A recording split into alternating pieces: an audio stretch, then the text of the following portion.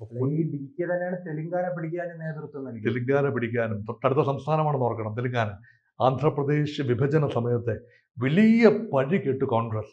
കയ്യിലിരുന്ന ആന്ധ്രാപ്രദേശ്, അതായത് ജഗൻമോഹൻ റെഡ്ഡിക്ക് മുഖ്യമന്ത്രി പദം ഓഫർ ചെയ്യാൻ വിസമ്മതിച്ചുകൊണ്ട് കോൺഗ്രസ് വലിയ ഒരു നീക്കം നടത്തി.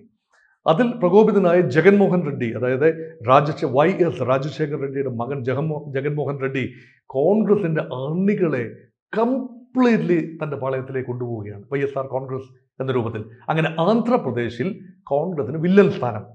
തെലങ്കാനയിൽ TRS കോൺഗ്രസിനെ വഞ്ചിച്ചു എന്ന് പറയുന്നതാണ് ശരി. സംസ്ഥാന പദവി ലഭിച്ചാൽ കോൺഗ്രസിനെ പിന്തുണയ്ക്കാം എന്ന ഓഫർ പാടേ മറന്നു.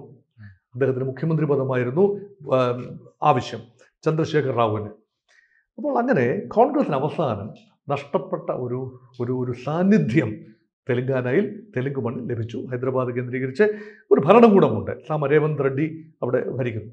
പക്ഷേ കർണാടകത്തിൽ കുറച്ചുകൂടെ സങ്കീർണമാണ് സിറ്റുവേഷൻ. കർണാടകത്തിൽ അതിശക്തമാണ് BJP എന്ന പാർട്ടിയും.